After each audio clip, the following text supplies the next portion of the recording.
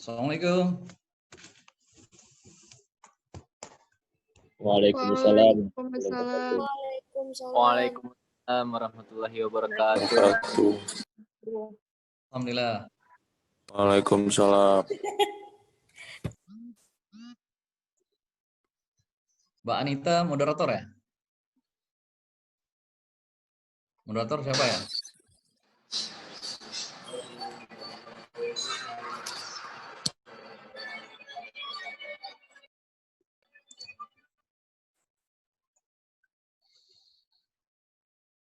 Assalamualaikum Mas Randi. Waalaikumsalam warahmatullahi wabarakatuh. Sehat ya? Assalamualaikum. Alhamdulillah sehat. Makin bulat aja nih. Lama ada ketemu nih Pak Rahmat. Ya. Insyaallah. Jadi Selamat udah datang Bapak. Oh iya. Dia Mbak Anita. Oke, perkenalkan Pak, saya Anita Pak.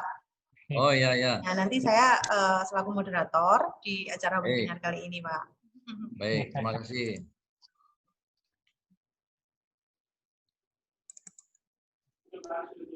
Nah, udah ganti background dulu nih. Ya. Sesuai pesanan sponsor kan? Iklan. Itu kopiahnya bagus Pak. Ini kopi Aceh saya promosiin di sini. Mungkin ada yang berminat. Ini khas Aceh. Oh, bagus Pak. Iya. Mohon izin Bapak, apakah bisa kita mulai? Boleh. Sebelumnya, Assalamualaikum warahmatullahi wabarakatuh. Bismillahirrahmanirrahim. Kami ucapkan selamat datang bagi Bapak Rahmat Fadil, terutama untuk sebagai narasumber kita pada pagi hari ini, dan juga Bapak Dekan, Pak Haris Setyaningrum, serta Bapak Kaprodi Teknologi Industri Pertanian, Bapak Muhammad Nurholis. Dan tidak lupa juga kami sampaikan terima kasih pada Bapak Ibu peserta webinar ATJ 2020 yang kali ini bertemakan teknik penulisan artikel ilmiah dan juga kiat menembus jurnal terakreditasi. Sebelumnya, izinkan kami untuk menyampaikan dulu sedikit tentang ATJ ya Bapak Ibu. ATJ sendiri itu kepanjangan dari Agroindustrial Technology Journal. Dan saat ini ATJ sudah terakreditasi Sinta 5 dan sekarang dikelola oleh program studi Teknologi Industri Pertanian Universitas Darussalam Gontor.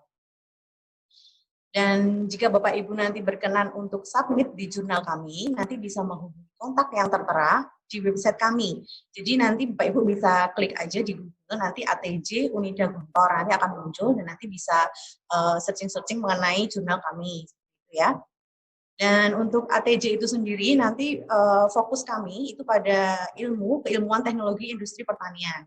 Nanti terdiri dari yang pertama ada proses dan manajemen agroindustri halal, yang kedua ada manajemen mutu agroindustri, lalu produktivitas dan desain proses usaha kecil menengah, ada technopreneurship juga, dan yang terakhir ada tentang penanganan dan manajemen limbah agroindustri.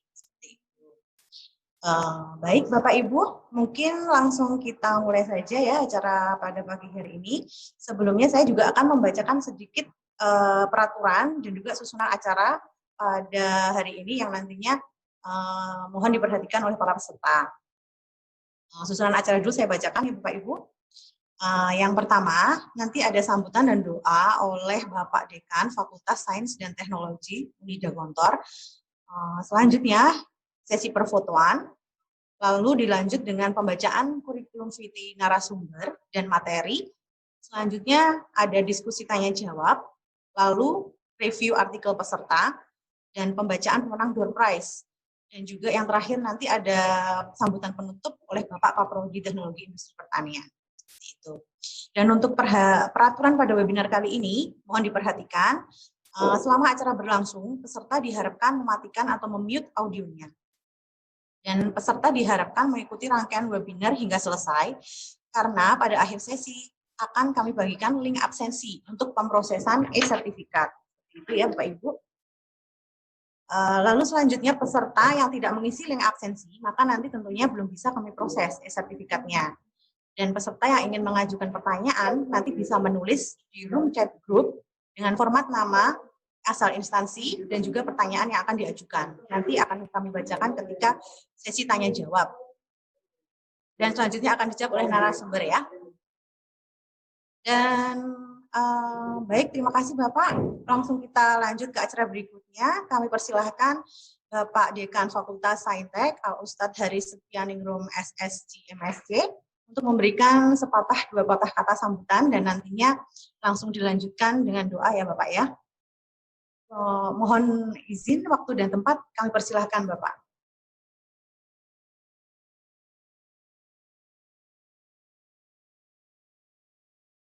Silakan Bapak Haris. Punya saya nggak bisa. Oke, ya. Bismillahirrahmanirrahim. Sudah kedengar Bu ya? Halo? Sudah Pak, sudah. Oke, ya. Silakan. Ya, baik. Sudah Pak Haris. Bismillahirrahmanirrahim. Ya, Assalamualaikum warahmatullahi wabarakatuh. Alhamdulillah nahmaduhu wa nastaghfiruh wa na'udzu billahi min syururi anfusina min sayyiati a'malina may yahdihillahu fala mudilla lahu wa may yudlil fala hadiya lahu. Asyhadu an la ilaha illallah.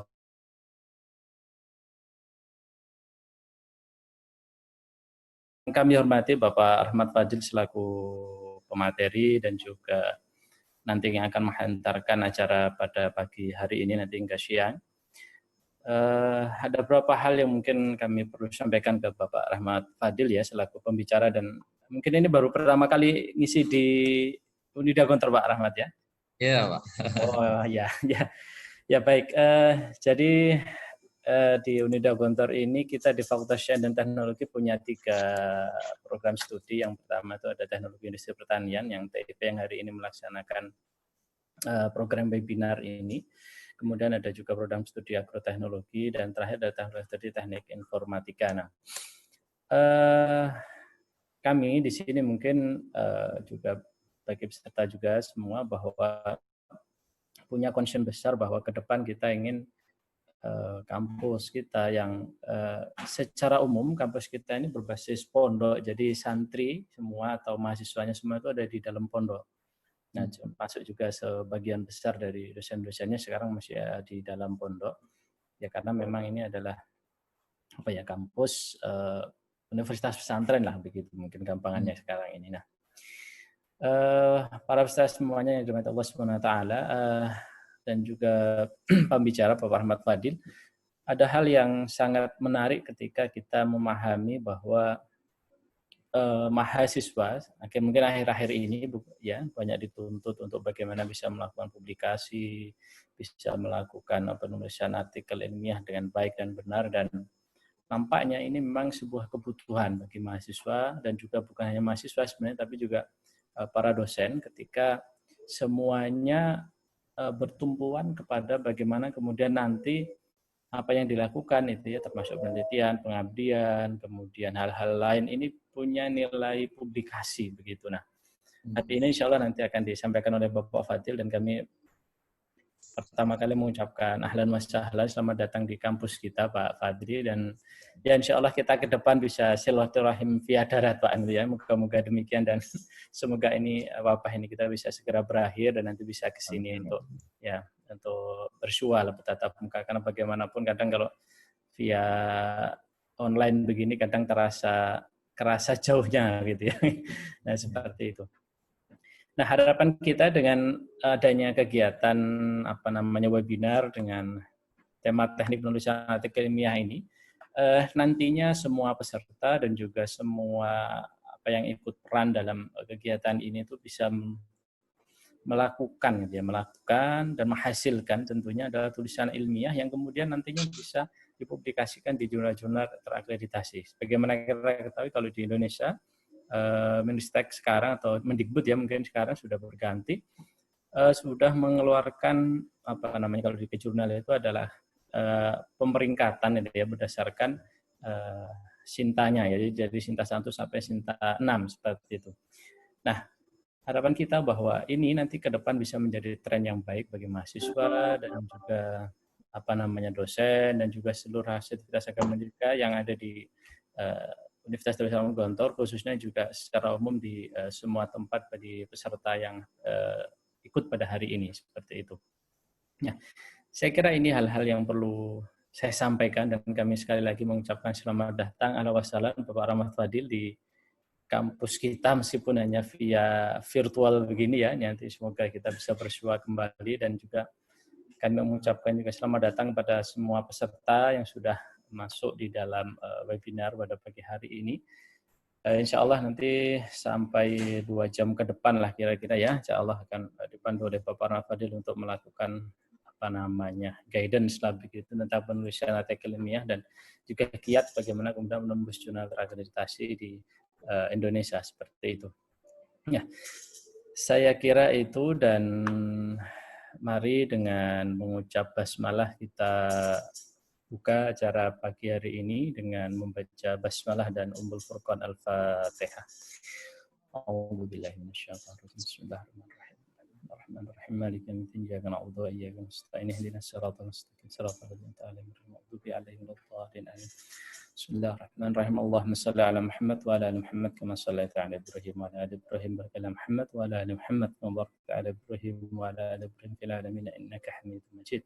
اللهم اغفر للمسلمين والمسلمات والمؤمنين والمؤمنات الأحياء منهم والأموات بذي الحاجة ربنا ظلمنا أنفسنا وإن لم تغفر لنا وترحمنا لنكونن من الخاسرين ربنا إن نسينا أخطأنا ربنا ولا تحمل علينا إصرا كما حملته على الذين من قبلنا ربنا ولا تحملنا ما لا طاقة لنا به واعف عنا واغفر لنا وارحمنا أنت مولانا فانصرنا على القوم الكافرين اللهم يا الله اللهم يسهل أمورنا وسهل أمور وحادنا وسهل أمور جامعاتنا وسهل أمور كلياتنا وسهل أمور كلياتنا وجامعاتنا وقسمنا في هذا العالم الله يا غفار اللهم بارك لنا في هذا البرامج في هذا اليوم اللهم أنت ربي لا إله إلا أنت خلقتني وأنا عبدك وأنا على عهدك وعدك ما استطعت وأعوذ بك من الشر والصلاة وأعوذ بك بنعمتك لي وأعوذ بك فإنه لا يغفر الذنوب إلا أنت ربنا هب لنا من أزواجنا وذرياتنا قرة أعين واجعلنا للمتقين إماما ربنا آتنا في الدنيا حسنة وفي الآخرة حسنة وقنا عذاب النار سبحان ربك رب العزة عما يصفون وسلام على المرسلين والحمد لله رب العالمين. Ya, saya kira demikian. Akhir kalam. Assalamualaikum warahmatullahi wabarakatuh. Waalaikumsalam warahmatullahi wabarakatuh. Baik, terima kasih Bapak Haris atas sambutan dan juga doa yang sudah diberikan. Sebelum masuk sesi materi, mari kita ambil dokumentasi terlebih dahulu ya Bapak Ibu ya. Mari kita foto bersama dan mohon untuk yang belum diaktifkan kameranya, untuk diaktifkan kameranya dan nanti kita foto bersama. Silakan Bapak Ibu peserta, tolong diaktifkan semua ya kameranya. Ada beberapa yang masih belum diaktifkan ini. Ya, silakan, kami tunggu. Sudah semua?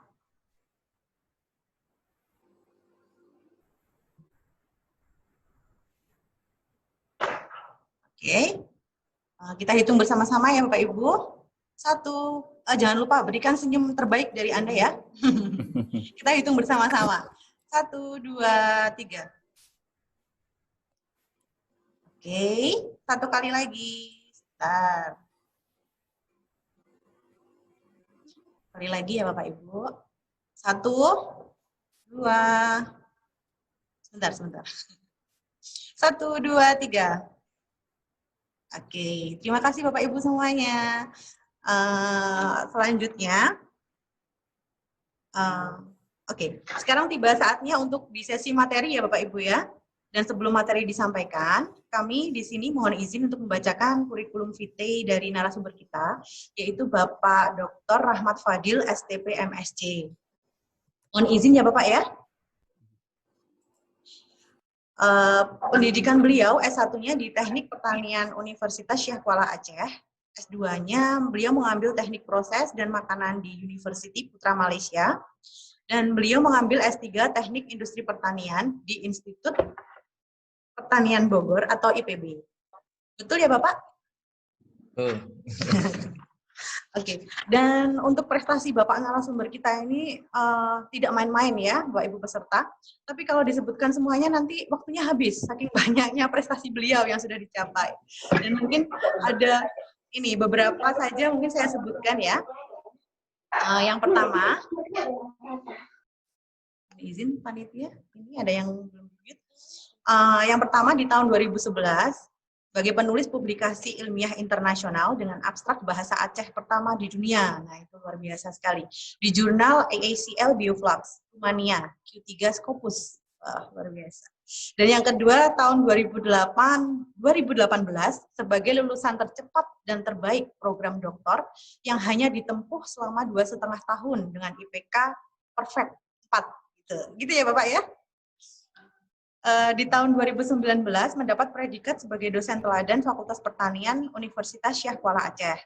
Lalu di tahun yang sama, beliau juga menjadi pemenang hibah Rispro LPDP Kementerian Keuangan Republik Indonesia senilai 1 miliar. Nah, ini luar biasa ini Bapak Rahmat Fadil. Dan yang masih hangat, di tahun 2020, beliau dinobatkan sebagai penerima hibah riset atau pengabdian kompetitif terbanyak di Unsyah Aceh, yaitu sebanyak 7 kegiatan. Seperti itu ya. Masya Allah, segudang prestasi yang telah ditorehkan oleh beliau, dan semoga materi yang disampaikan nantinya bisa menjadikan pemicu serta semangat bagi rekan-rekan semuanya untuk selalu produktif ya. Dan dalam pembuatan atau kegiatan penelitian dan juga pengabdian, serta penulisan artikel ilmiah yang lebih baik. Dan baiklah, tidak perlu menunggu lama, kami persilahkan Bapak Dr. Rahmat Fadil STP MSc untuk dimulai saja ya Pak materinya. Oh iya Bapak, mohon maaf untuk materinya nanti di-share langsung dari Bapak atau bagaimana Pak? Saya aja sendiri ya. Oke, baik Bapak. Untuk waktu presentasinya nanti mungkin sekitar 30 menit ya Pak? Ya, boleh. Dan nanti bisa langsung dilanjutkan sesi tanya jawab. Mungkin nanti saya bantu bagi peserta yang ingin mengajukan pertanyaan, nanti bisa langsung mengetik di chat room dengan format tadi yang sudah saya sebutkan ya, nama, asal instansi, dan juga nanti pertanyaan yang diajukan seperti apa. Nanti kita bacakan untuk dijawab oleh narasumber kita. Oke, silahkan Bapak, waktu dan tempat mungkin bisa dimulai, waktu dan tempat kami persilahkan. Baik. A'udzubillahi minasyaitonirrajim. Bismillahirrahmanirrahim. Assalamualaikum warahmatullahi wabarakatuh. Waalaikumsalam warahmatullahi wabarakatuh. Waalaikumsalam. Saya cukup jelas terdengar atau masih kurang? Sangat jelas, Pak. Dengar. Ya. Sudah jelas, Pak. Ya. Alhamdulillahirabbil alamin, nahmaduhu wa nasta'inuhu wa nastaghfiruh wa natubu ilaih. Wa na'udzu billahi min syururi anfusina wa min sayyiati a'malina. May yahdihillahu fala mudilla lahu wa may yudlil fala hadiya lahu. Asyhadu an la ilaha illallah wahdahu la syarika lah wa asyhadu anna Muhammadan abduhu wa rasuluh. Allahumma shalli ala sayyidina Muhammad wa ala alihi wa sahbihi ajma'in. Bersyukur kita kepada Allah Subhanahu wa taala yang telah menganugerahkan kita kesehatan, kekuatan sehingga pagi ini dengan izinnya kita bisa bersilaturahim, bermuajah, bertatap muka antara Bapak Ibu yang ada di Universitas Darussalam Gontor dan juga adik-adik mahasiswa di Universitas Darussalam Gontor, dan saya dengar juga dari Mas Randi, kabarnya juga diikuti oleh berbagai mahasiswa di seluruh Indonesia dan juga dosen serta para peneliti di berbagai tempat. Dan semoga pertemuan ini menambah keberkahan bagi kita, menambah ilmu dan manfaat bagi kita, dan menjadi kebaikan bagi kita yang akan kita sebarkan lagi kepada orang lain.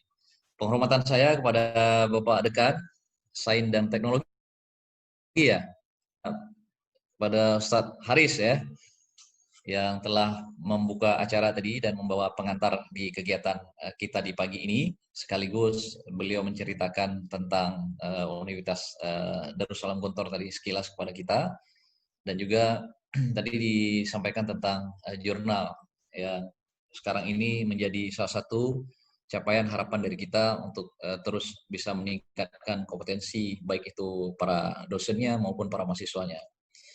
Bapak Ibu yang berbahagia, izinkan saya untuk share screen-nya. Sudah kelihatan belum ya? Mas Randi sudah kelihatan? Sudah Anita? Bapak, sudah, Ya. sudah. Silahkan Bapak. Saya waktu untuk presentasi saya perkirakan tadi 40 menit karena dengan target saya bisa selesai semuanya, dan berharap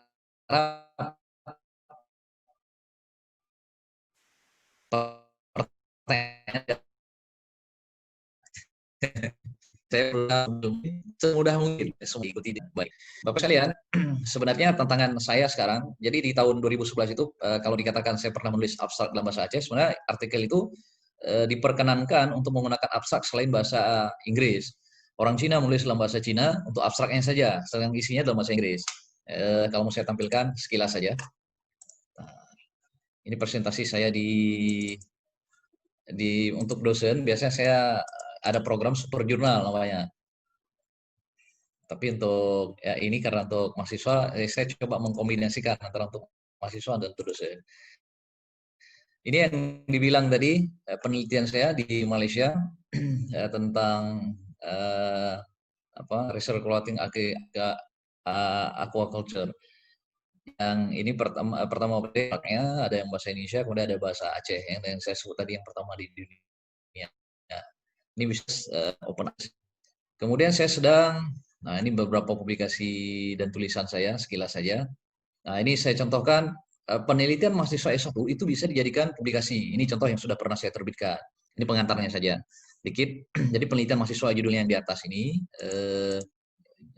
pengaruh variasi ketebalan irisan ubi jalar ungu dan seterusnya itu di tahun 2015 yang saya bimbing. Nah di beberapa tahun berikutnya saya publikasi di tahun 2018, ini 2017 kalau saya tidak salah. Jadi di 2 tahun berikutnya itu bisa kita publikasikan. Ini satu internasional, yang ini di Rumania, Carpathian Journal of Food Science and Technology, yang satu lagi ke Jurnal Keteknikan Pertanian Sinta 2. Jadi sebenarnya yang ditulis oleh mahasiswa kita itu sebenarnya juga kalau kita olah kembali itu bisa kita terbitkan. Dan judulnya sudah beda, isinya juga beda gitu. Nanti kita akan lihat. Nah, kalau untuk skripsi mahasiswa sudah biasa saya publikasi untuk internasional maupun nasional. Yang belum sekarang ini PL.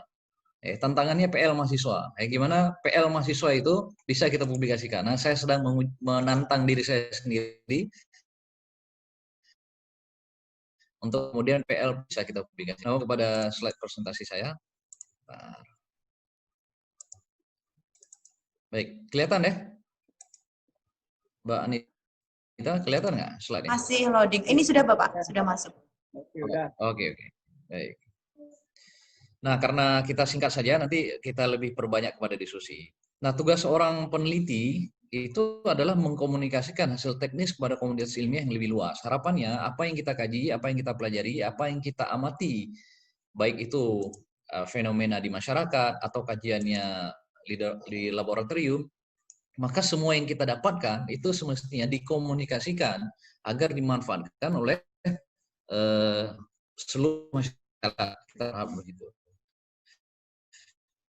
Karena kebanyakan dari santri-santri itu kita dari ulama terdahulu. Tapa ulama-ulama terdahulu itu, kalau kita lihat selain mereka menguasai ilmu Al-Quran dan hadis, ternyata mereka juga menguasai ilmu yang lainnya, ilmu kedokteran, matematika dan seterusnya. Sehingga dengan demikian berkontribusi lebih luas. Dengan kita hari ini, kalau para ulama dulu ditulis kitabnya, ditulis bukunya dan free. Sekarang kita kan masuk ke jurnal itu mau download jurnal bayar jadinya. Nah ini beda kita. Orang-orang zaman dahulu itu mereka berjasa begitu banyak kepada kita dan mereka tidak mendapatkan apa-apa selain mengharapkan dari pahala dari Allah Subhanahu wa taala. Sementara kalau kita lihat hari ini kita menjadi kapitalis kan dengan mengharapkan dengan ada publikasi nanti dibayar dan seterusnya. Ini jadi ternyata hari ini. Tapi walau bagaimanapun posisi kita sebagai peneliti adalah bagaimana berkontribusi. Apa yang kita kaji, apa yang kita pelajari bisa dimanfaatkan oleh orang secara lebih luas sebanyak-banyaknya. Yang kemudian itu akan menjadi apa? Menjadi amal jariah bagi kita kan, jadi amal soleh kita yang akan kita nikmati tidak hanya di dunia tapi juga bermanfaat bagi akhirat kita. Begitulah kira-kiranya. Maka kita perlu bercita-cita menulis itu bukan hanya untuk sekedar terkenal, tapi juga kita berharap ada pahala yang akan Allah berikan kepada kita nantinya. Nah, komunikasi ini bisa tertulis atau lisan. Kalau kita pergi konferen, mungkin kita lisan dan tertulis. Tapi yang paling dominan itu yang bisa dibukukan dan bisa diakses oleh orang lebih banyak dan tidak terbatas oleh waktu adalah melalui tertulis. Nah, makanya komunikasi ilmiah ini sangat penting. Dan langkah dalam metode ilmiah merupakan pendorong utama dari gerakan bidang ilmiah itu sendiri. Nah, saya berharap bahasan ini mengidentifikasi beberapa aspek umum dari naskah ilmiah yang kita berharap itu bisa terbangun dengan baik. Apalagi kalau kita sudah sering menulis, kalau sering masuk ke jurnal, biasanya jurnal itu menunggu-nunggu tulisan kita kan. Begitu muncul nama kita, itu ditunggu-tunggu. Wah, biasa reviewnya pun reviewer, kalau reviewer mungkin nggak membaca nama penulisnya, tapi paling tidak ketika dia tahu gaya penulisan, oh ini pasti bapak ini yang nulis nih. Kalau dia nulis pasti bagus biasanya gitu. Jadi ini juga menjadi image yang penting bagi kita. Waktu saya sekolah dulu, saya cuma 2 kali saya kasih ke pembimbing saya untuk publikasi untuk dibaca oleh pembimbing. Berikutnya 3, 4 dan seterusnya untuk publikasi 3, 4 dan seterusnya, pembimbing saya cuma bilang, Pak Rahmat kirim saja nanti kita baca hasil reviewernya. Nah, jadi beliau sudah percaya kepada apa yang saya tuliskan. Bapak Ibu yang dimuliakan oleh Allah Subhanahu wa taala, di dalam riset ada yang disebut dengan siklus riset. Nah, ini yang selalu kita kerjakan nih kan. Berpikir, kemudian kita rencanakan, ini saya mau buat apa sih? Melakukan apa sih? Kemudian menemukan, kemudian kita analisis. Kita urai dia, kemudian kita tulis dan kita publikasikan, dan kemudian kita share, kita bagi, akan berdampak kita harapkan bukan hanya kepada selesai kita pendidikan, tapi juga bisa berdampak kepada masyarakat yang lebih luas. Harapan ini kan begitu terus saja gitu, mengikuti siklus riset ini. Bapak Ibu sekalian, komponen utama riset itu ada 3 kalau kita lihat. Pertama adalah gagasan keseluruhan dari pekerjaan yang akan kita lakukan, kemudian pelaksanaan karya yang akan kita buat, dan yang terakhir adalah presentasi karya. Presentasi saya lagi dalam bentuk tulis maupun lisan, lisan maupun tulisan. Nah, oleh karenanya ini catatan penting saya kepada kita semua. Ide yang buruk atau investigasi yang dirancang dengan buruk tidak dapat diselamatkan oleh presentasi karya yang sangat baik. Jadi kita penelitiannya jelek gitu, abal-abal atau sekedar aja itu. Alah kita buat aja lah sekedarnya. Lalu kita ingin publikasi yang bagus, itu nggak mungkin terjadi. Jadi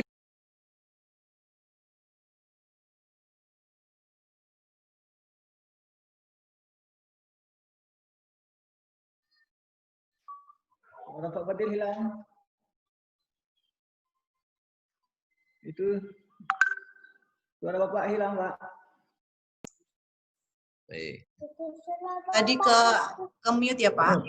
Oke. Iya. Ini udah hidup ya? Ya, mungkin bisa diulangi, Bapak. Ya. Jadi mohon maaf. Ya, terima kasih. Ya, nanti kalau termute lagi diberitahu ya. Iya, Pak. Iya, insya Allah siap.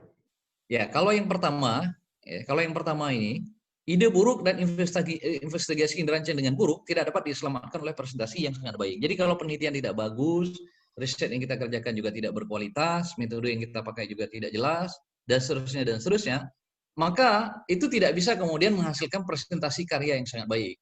Ya nggak mungkin. Risetnya nggak baik, lalu presentasinya bagus, kan nggak mungkin. Sesuatu yang sangat bertolak belakang. Namun ada masalah yang lain. Ide yang sangat baik, yang diselidiki dengan baik, bisa dihadirkan oleh risetnya bagus, penelitian bagus, jenis bagus, apalagi metodenya juga bagus, dibimbing oleh orang yang bagus, tapi yang menulisnya yang nggak bagus. Ini jadi masalah. Ya, yang mempresentasikannya buruk gitu. Cara nulis dia salah, cara kalimat yang dia gunakan tidak tepat, tidak benar, dan seterusnya. Nah, ini jadi masalah. Jadi, saya berharap sekali lagi pertemuan kita hari ini semoga bisa paling tidak ya akan membantu meminimalisir atau meminimalisasi kondisi yang terakhir ini. Udah penelitian bagus, risetnya bagus, dibimbing oleh orang yang bagus, metode sudah sangat bagus, kita harap presentasinya juga bagus ya, jangan buruk gitu kan. Nah, ini kita harapkan. Kenapa banyak hari ini skripsi, tesis, disertasi yang terpajang di kampus tidak tahu kita menyampaikan kepada khalayak atau kepada publik apa sih yang kita lakukan, apa sih yang kita kerjakan.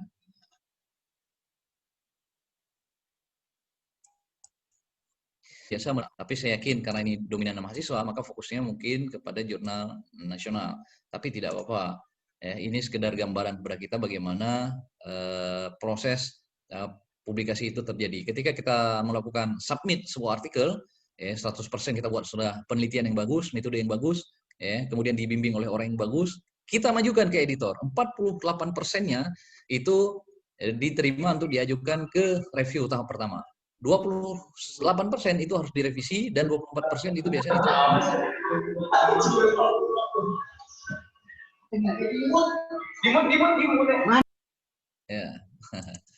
ya biasa yang ini yang rewardnya baru masuk nggak di unmute ya. Baik, saya lanjutkan. Nah, di berikutnya kalau kita lihat ya, setelah evaluasi pertama ya, 69 dari 66% yang kemudian masuk ke reviewer ya, kemudian 10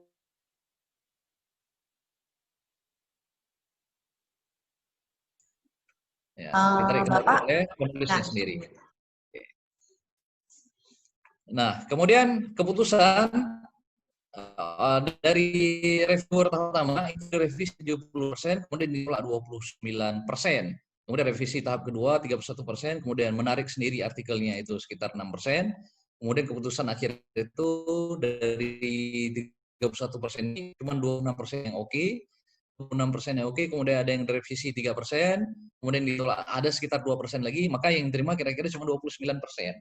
Nah, ini juga terjadi pada hibah-hibah penelitian yang kita ajukan ke Dikti atau yang kita ajukan ke Kemenak, juga begitu kejadian. Jadi 30%, bahkan kalau Rispro yang saya pernah memenangkan itu hanya sekitar 11% yang menang dari sekian mengajukan hibah riset. Ini yang kita ketahui dari awal. Sehingga kita berharap yang paling bagus itu kan kita masuk ini nih, kategori 48%, kemudian masuk di kategori yang pertama ini ya, sampai kemudian kita masuk dalam kategori 29% yang dipublikasi. Ya, kita berharap revisi kita cuma sekali atau 2 kali, tapi revisinya masih revisi yang ringan-ringan saja, yang kemudian dipublikasikan. Bapak Ibu sekalian, struktur dan pendekatan dalam penulisan paling tidak ada 3 hal penting yang harus kita ingat. Pertama adalah pernyataan penelitian yang akan kita tentukan. Apa sih yang akan kita lakukan? Apa sih yang akan kita kerjakan? Apa sih yang akan kita kaji dan seterusnya. Kemudian menghasilkan tahapan penelitian yang dirancang dengan baik. Ini sudah terpikirkan oleh kita. Kayaknya saya akan menggunakan ini, saya akan melakukan itu. Kemudian pendekatan yang terencana secara keseluruhan. Apa saja sih yang saya perlukan? Dana kah, fasilitas kah, tempat kah, tim kah, kompetensi kah, dan seterusnya apa yang kita perlukan. Nah, kalau untuk menulis artikel, maka ini kan secara umum begini ya kan, komponen artikel kan ada judul, ada abstrak, pendahuluan, metode, hasil pembahasan. Kemudian ada kesimpulan, ada ucapan terima kasih, ada daftar pustaka, ada tabel, ada gambar, ada grafik. Kira-kira ini akan saya jelaskan di pertemuan kita pagi ini. Baik, tahapan pengerjaan artikel. Baik, mungkin kita bertanya-tanya, kalau kita ingin menulis artikel, bagian mana dulu sih kita tulis? Judulkah dulu? Abstrakkah dulu? Atau kesimpulannya dulu? Wah, tiba-tiba udah ada kesimpulan kan, atau daftar pustaka. Menurut saya ini kan cara atau style orang menulis itu macam-macam, mungkin style yang saya gunakan bisa dipakai. Kalau saya biasanya yang saya tulis artikel itu bagian metode, karena kan kita cuma memindahkan dari pekerjaan yang sudah ada, yang sudah kita siap di proposal, maka kita pindahkan. Biasanya kan kita menulis artikel ini kan dari menang hibah ya, hibah penelitian atau dari penelitian yang kita ajukan untuk S1, S2, S3, maka kita kan sudah ada tuh pendahuluan, sudah ada metode dan segala macam. Maka kita tuliskan metode yang terlebih dahulu. Sebagian besar dari tahapan penelitian kita, ya tidak semua. Mungkin kalau ada peneliti-peneliti yang mungkin dia kolosal, ada 3 atau 4 tahapan misalnya. Maka yang dia munculkan di situ cuma satu, dia ngambil satu aja, ya akan dipublikasikan. Ya. Kalau dia punya 4 penelitian, ya, yang dipublikasikan cuma satu. Tapi kalau mahasiswa S1 itu biasanya cuma satu. Jadi ya otomatis itu saja gitu kan. Dan selama fase eksperimental dari pekerjaan itu sendiri sehingga semua didetilkan, detail disertakan di dalam artikel yang akan kita tulis metode ini. Berikutnya, buat semua gambar dan tabel yang berisi data yang termasuk dalam pekerjaan dan ditulis sebagai hasil. Jadi itu di bagian artikel metode hasilnya kita akan bahas dari gambar dan tabel itu. Nah, kemudian pertimbangan kembali pertanyaan-pertanyaan ilmiah akan dijelaskan dalam artikel. Sekali lagi merujuk pada tahapan penelitian Anda dan kemudian tulis pendahuluan. Kemudian setelah kita tampilkan ini, kemudian kita kembali ke pendahuluan untuk mengecek tujuan penelitian kita apa sih? Jangan sih kita udah mau bahas kemana. Gunakan pendahuluan dan hasil untuk memandu kita menulis diskusi. Jadi kita tulis pendahuluan, kemudian kita tulis hasil, kemudian kita tulis diskusi. Ada juga sih model misalnya pembahasan hasil dan pembahasan. Ada yang model seperti itu. Ada yang model hasil, kemudian ada pembahasan atau diskusi. Tergantung artikel, tergantung jurnal minta seperti apa. Semua yang Jadi kita tulis ada bagian kesimpulan ditegaskan apa sih yang akan kita simpulkan dari pekerjaan ini. Nah, nanti saya akan jelaskan lebih detail, harus beda antara abstrak, kesimpulan di abstrak dengan kesimpulan yang kita buat. Ya, jangan copy paste. Sering kita yang ada di abstrak copy paste dari yang sudah di artikel. Bapak Ibu dan adik-adik sekalian, naskah ilmiah sebenarnya kita memiliki tujuan untuk membangun dokumen yang ditulis dengan jelas dan menggambarkan pertanyaan yang kemudian secara logis menyajikan jawaban. Jadi ada daftar pertanyaan, kalau memang riset kita ada beberapa pekerjaan yang kita kerjakan. Kalau cuma satu, ya satu. Kemudian secara logis menyajikan jawaban pertanyaan yang didasarkan pada prioritas atau eksperimental yang kita kerjakan. Berikutnya kita ingin menyampaikan informasi teknis kepada pembaca yang dan umumnya dirancang untuk menjadi presentasi dan diskusi. Jadi ketika orang membaca artikel kita seperti dia membaca sebuah cerita yang berunut gitu, cerita ilmiah. Kalau novel kan ada bumbu-bumbunya ya, pada tengah hari dengan burung-burung yang berkicau dan seterusnya. Nah, kalau ini tapi runut ceritanya yang fokus langsung kepada apa yang akan kita diskusikan. Nah, paragraf dan kalimat harus dibuat dengan sederhana, jangan bertele-tele. Sudah kita sebutkan misalnya persentase di atas, kemudian sebutkan lagi di bawah, padahal itu berulang-ulang. Ya. Nanti kita lihat beberapa contoh kesalahan-kesalahan. Kemudian argumentasi dan sudut pandang kajian dibangun dengan konsep yang dirumuskan dalam artikel, termasuk menegaskan bagian-bagian menarik untuk diperhatikan oleh kita. Nah, ini saya tekankan, hal-hal yang menarik ini harus di-highlight atau harus diungkapkan oleh penulis. Ya. Apa sih yang menarik dari artikel kita ketika dibaca oleh orang? Nah, kita perlu duduk misalnya kan, setelah kita tulis artikel, kita duduk memperhatikan. Apa sih yang membuat artikel saya menarik untuk waktu saat dibaca oleh editor atau dibaca oleh reviewer dan langsung mengatakan ini harus terbit di jurnal saya. Nah, itu yang harus kita pikirkan sebenarnya. Tapi pada tahap awal tulis saja dulu. Nah, kalau sudah terbiasa menulis, baru kita mulai berpikir seperti itu kan. Kemudian teknik tulis harus mendukung upaya untuk menyampaikan informasi ilmiah, bukan malah untuk mengamburkan. Jangan data yang kita tampilkan kemudian bertentangan atau bertolak belakang. Udah kita bilang misalnya pH-nya menurun pada kondisi pengeringan begini. Tapi pada penelitian yang lain naik gitu. Nah, kalau beda, maka kita harus jelaskan perbedaan kita di mana. Perbedaan saya dengan penelitian si A 2017 mungkin disebabkan oleh kondisi ini. Atau kalau kita pasti kita sebutkan karena kita menggunakan alat ini atau kita menggunakan misalnya bahan ini dan seterusnya. Jadi kita usahakan cari referensi yang mendukung kita. Kalau ada referensi yang nggak bersama dengan kita, ya boleh kita adu gitu, tapi kita jelaskan apa yang menyebabkan ketidaksamaan itu. Jadi harus ada alasannya. Baik, berikutnya, nah ini fakta yang kita temukan. Nih sedang komik, duduk di depan komputer, nggak ada ide gitu, nggak naik-naik idenya gitu, sampai dekat gitu, sampai depan komputer kali pun nggak ada idenya. Ini yang sering terjadi di kita. Saya sering bilang kepada mahasiswa, setiap hari kalau kita ingin menulis skripsi, maka paling tidak setiap hari itu 2 jam duduk di depan komputer, di depan laptop. 2 jam. Pikirkan tentang skripsi apa saja mau ditulis, mau dibaca, pokoknya 2 jam. Kalau lagi mood, mungkin bisa tambah. Selemah-lemahnya, semalas-malasnya, paling ini 2 jam. 2 jam saya kira dalam sepekan bisa selesai satu artikel. Atau dalam berapa?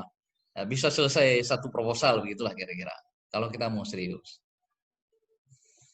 Kalau artikelnya nggak berat-berat ya. Nah, ini pada kenyataannya. Ya. Mengerjakan riset 90% adalah pekerjaan keras kita di laboratorium atau di lapangan. Tapi hasil yang kita dapatkan cuma 10%.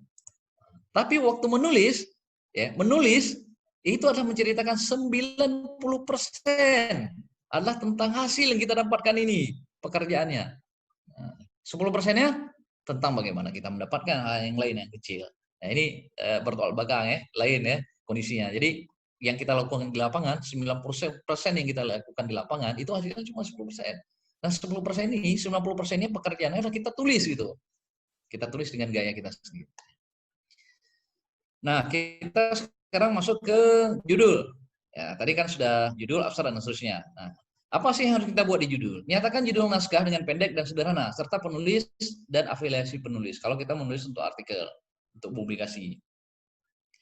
Judul jangan bertele-tele juga, jangan panjang-panjang gitu. Kalau bisa kita ringkas, kita ringkas. Berikan kira-kira 5 kata kunci untuk keyword nantinya, ya, atau kata-kata penting. Biasa diminta sekitar 5 lah. Ada juga yang minta 10, ada yang minta Kita ikut tergantung permintaan dari, tapi paling tidak ada 5 kata kunci yang penting. Kemudian berikan informasi kontak korespondensi lengkap dengan penulis. Siapa sih yang menjadi korespondensi dari artikel ini? Dan usahakan kita selalu mengecek email. Jangan nggak mengecek email. Bagus lagi sekarang kan email bisa terkoneksi dengan handphone, dengan HP. Jadi begitu masuk email, artikel kita minta direvisi, maka kita hari itu juga bisa mereviewnya. Jangan menunda-nunda. Kita nunda, kita pun makin malas. Kita pun mungkin udah lupa kan. Nah, Bapak Ibu udah ada sekalian, ini contoh misalnya kan ringkas, a multi criteria sensor assessment of Kumis Milu using fuzzy Eichenroth and fuzzy Topsis method. Jadi fokus dia, apa judulnya yang kita tuliskan. Ini jurnal di Rusia terbitnya 2019 kemarin. Nah, kita lihat nih contoh abstrak. Menulis abstrak itu seperti kita melihat nasi biryani yang ada di pojok kanan atas. Ya. Enak Pak ya nasi biryani. Udah saya bilang nasi biryani. Nasi biryani Aceh mungkin beda dengan nasi biryani di Ponorogo ya. Gontor Ponorogo ya? Iya Ponorogo Pak kami di sini.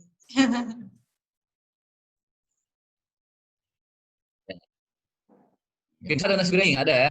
Ada juga. Ada Pak, tapi di restoran Arab ya. Belum rasain yang dari Aceh Pak. Oh ya, bukan Aceh nanti. Ya. Dia abstrak. Kita lihat dari jauh seperti nasi goreng atau nasi yang lain ya, nasi kunyit atau apa gitu. Ya, itulah abstrak gitu kan gambarannya. Ya. Tapi kita bisa memberikan persepsi ini loh, nasi biryani misalnya. Jadi begitu penggambaran. Jadi secara utuh apa yang kita kerjakan dari sebuah artikel. Poin-poin pentingnya adalah abstrak biasanya kita tulis dalam satu paragraf. Ya. Kita tulis satu paragraf. Isinya abstrak harus yang tersendiri. Sehingga saya tulis bukan pengulangan materi dari laporan keseluruhan, melainkan penjelasan tersendiri dengan redaksi yang lebih ringkas tegas. Jadi jangan copy paste dari hasil pembahasan, dari kesimpulan, dari pendahuluan, copy paste ke abstrak. Nah, ini harus ditulis dengan redaksi yang berbeda. Maka saya sering bilang ke mahasiswa, Anda parafrasekan, Anda rubah redaksinya sedikit. Ya, jadi jangan monoton jadinya kita baca di abstrak sudah ada. Jadi di artikel yang kita sajikan kepada pembaca itu tidak ada yang mengulang di dalam artikel kita. Padahal kan abstrak dengan isi di dalamnya kan itu juga mau kita sampaikan. Tapi cara kita menyampaikan itu tidak ada pengulangan. Kesannya tidak ada pengulangan. Berikutnya, kalimat harus jelas, dinyatakan tujuan kajian, jika riset didasarkan pada hipotesis atau analisa. Harus dinyatakan dan diikuti dengan pernyataan yang menggambarkan dasar dan evaluasi yang dikaji. Ada abstrak, kalau tergantung abstrak yang diminta. Ada yang minta misalnya 250 kata, ada yang minta 150 kata. Kita ikut gayanya.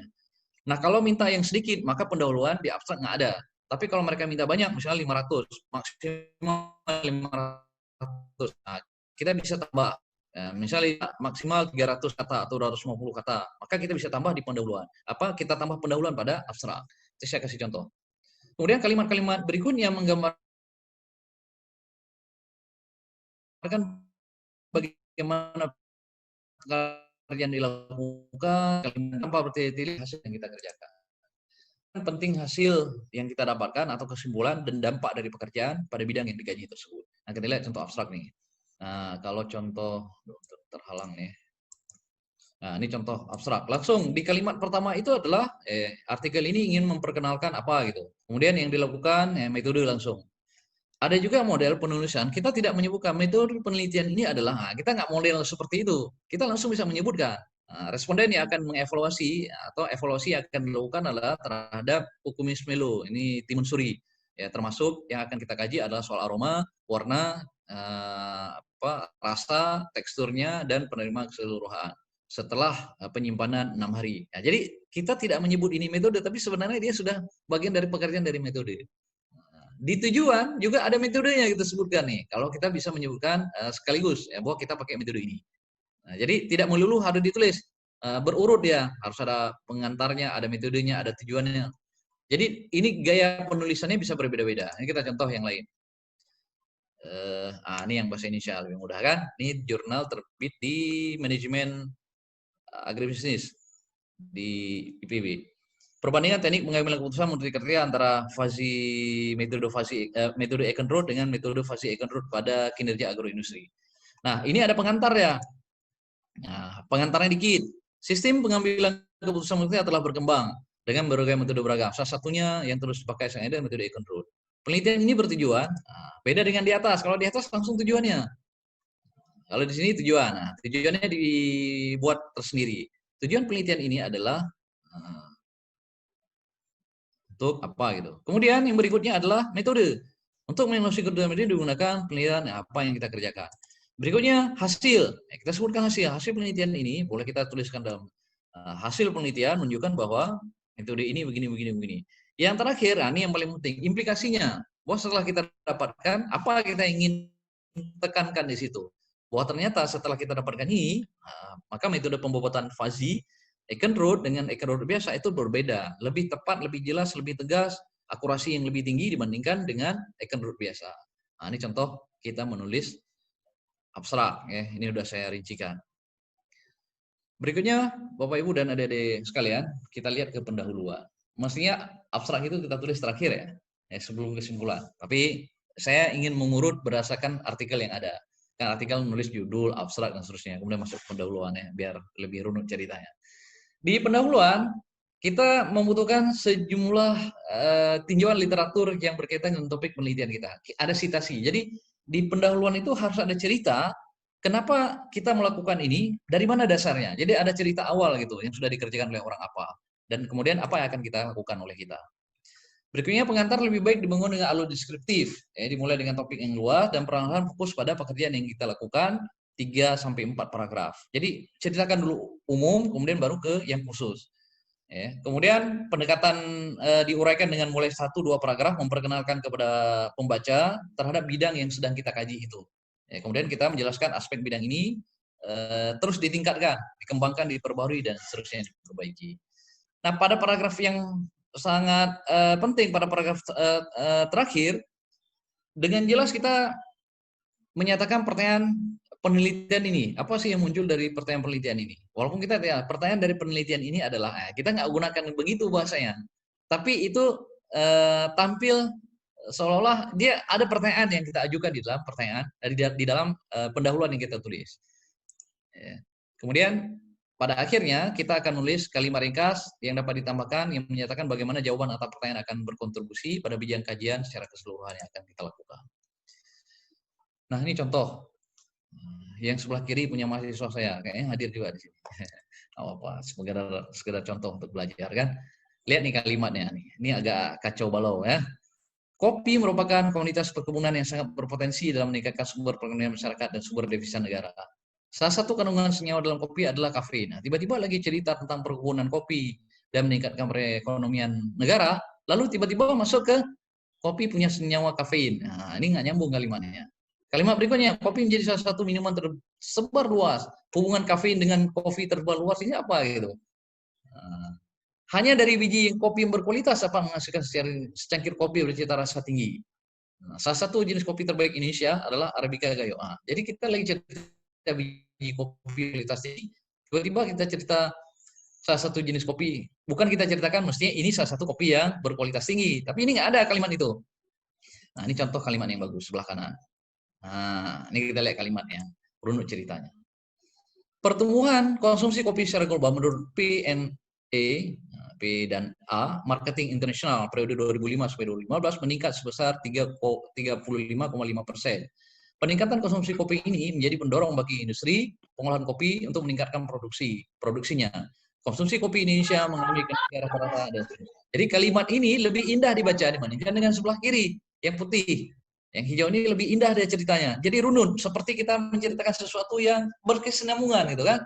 Sambung antara satu kalimat dengan kalimat yang lain. Nah, ini contoh untuk pendahuluan. Baik Bapak Ibu, karena waktu kita terbatas, saya percepat saja. Kemudian metode. Nah, pada bagian metode ini, kita mendeskripsikan langsung seperti kita menulis, ya, orang sering menyebut seperti kita menulis resep, resep masak ya. Pakai bumbu ini, pakai ini, cukupkan ini dan seterusnya. Jadi harus detail ya yang akan kita sampaikan. Ya, biasa kita mulai dengan alat dan bahan. Kalau untuk artikel jarang kita menyebut penelitian ini dilakukan di ini pada bulan ini sampai bulan itu. Biasa itu tidak relevan, tidak terlalu penting. Tapi fokus langsung alat dan bahannya. Kalau tempat dan ini kecuali ada hal yang sangat strategis dari tempat yang ingin kita sebutkan, bahwa buah ini berasal dari mana gitu, atau ada spesifik buah itu yang tidak ada di tempat yang lain, itu bisa kita sebutkan. Jadi tempat dan waktu biasanya sangat jarang kita tuliskan. Ya, kalau artikel-artikel kita di Indonesia ini sering menulis tempat dan waktu. Beberapa editor tidak mengeditnya, tapi ya sudah gitu, terjadi di banyak tempat di artikel. Kemudian informasi ini sangat penting sehingga pembaca memiliki kemampuan tersendiri untuk mengulang pekerjaan yang kita lakukan itu, karena metode yang jelas kita berikan. Kemudian selanjutnya menjelaskan bagian terpisah setiap prosedur kunci dan teknik yang digunakan dalam studi. Misalnya alat dan bahan satu, ada metode misalnya metode penyulingan, kemudian ada sebelumnya mungkin ada metode pengeringan, kemudian ada pengolahan data. Jadi setiap bagian itu terpisah-pisah dia, jangan tergabung-gabung. Kemudian hindari penjelasan singkat dan ringkas namun tidak jelas. Udah singkat, ringkas, tidak jelas. Nah, ini cukup berbahaya. Yang paling bagus itulah singkat dan ringkas namun jelas. Nah, itu yang kita harapkan. Ya. Kemudian kita menulis komponen teoritis atau permodelan yang digunakan juga dimasukkan dalam metode, misalnya menggunakan rumus tertentu. Sumber rumusnya dari mana kita tuliskan. Jangan kita cantumkan rumus tertentu, ada formula tertentu, tapi nggak tahu sumbernya dari mana. Dan usahakan jangan mengutip A dan B, kritik si mahasiswa kan, si fulan dalam si fulan, dalam si fulana misalnya. Nah, itu sering kita. Maka itu salah satu artikel yang tidak berkualitas begitu. Jadi dia tidak pasti ke siapa dia merujuknya. Ya rujuklah kepada yang pasti kita membaca artikelnya. Penting juga untuk menggambarkan metode analisis statistik kalau kita menggunakan analisis pada bagian terakhir. Kalau kita menggunakan pengolahan datanya menggunakan analisis statistik, atau ada juga menggunakan misalnya sistem pengambilan keputusan, decision support system. Berarti kita cantumkan di bagian terakhir untuk metode pengolahan datanya. Nah, ini kira-kira untuk metode. Terakhir, gunakan kalimat pasif untuk menjelaskan. Ya, jangan perintah. Masukkan sejumlah. Nah, jadi jangan kalimat perintah di situ. Berikutnya hasil. Ada dekat dengan selesai kita. Bagian hasil, kita menyajikan data eksperimental kepada pembaca dan bukan merupakan tempat diskusi untuk interpretasi data. Jadi begini, ada jurnal yang minta artikel kita berbeda antara kita memasukkan data hasil dan pembahasan dengan membedakan antara hasil, kemudian ada bagian pembahasan atau diskusi. Nah, ini kita lihat, kalau dia minta kita memisahkan, maka kita pisah. Kalau minta gabung, maka kita gabungkan. Tergantung permintaan artikel yang akan kita, jurnal yang akan kita tuju. Yang berikutnya, data itu dalam tabel. Ini khusus tentang tabel gambar. Biasanya ada pelatihan khusus untuk mendiskusikan tentang bagaimana mendesain gambar, kapan kita pilih gambar, kapan kita pilih tabel, kapan kita buat sketsa. Itu ada teknisnya, ada strateginya. Tidak kemudian serta-merta semua tampilin gambar. Padahal beberapa gambar itu bisa digabungkan jadi satu tabel misalnya. Nah, ini kita harus tahu tekniknya. Tapi biasanya waktunya juga cukup lama itu untuk membahas itu satu. Tapi ya kita cicil ya dikit-dikit di sini. Anda perlu menunjukkan penempatan tabel atau gambar tertentu dalam tag. Jadi gambar dan tabel yang kita munculkan itu disebutkan dalam tag. Gambar 1 atau tabel 1. Dituliskan dalam tag. Kemudian juga perlu disebutkan kode-kode, misalnya N-nya berapa, indeks dispersinya, standar deviasinya berapa, rata-rata min dan segala macam itu perlu kita sebutkan. Dengan pengaruh dan tidak pengaruh nyata pada P 0, berapa dan seterusnya. Kemudian perhatikan setiap tabel dan gambar harus dirujuk ke dalam bagian hasil. Ya. Jadi ada kita tulis, dibuat ringkas, jelas, dan menarik. Ini perhatikan sekali untuk tabel dan gambar waktu kita menuliskannya. Nah, nanti saya akan tegaskan lebih lanjut di bagian terakhir. Kemudian kita masuk ke bagian pembahasan. Ya. Bagian diskusi atau pembahasan seringkali ini adalah bagian yang tersulit bagi penulis. Akan lebih mudah jika saran-saran sebelumnya itu sudah kita ikuti. Ya. Kemudian secara khusus dapat merujuk pada paragraf terakhir dari pendahuluan. Ya, pada paragraf terakhir dan pendahuluan, apa sih tujuan dari penelitian yang kita lakukan? Yang terakhir, jika riset, belum terakhir. Yang berikutnya, jika riset telah dijadikan dengan fenomena dalam mempelajari efek tertentu, gunakan hasil tersebut untuk menggambarkan efek dalam paragraf yang terpisah.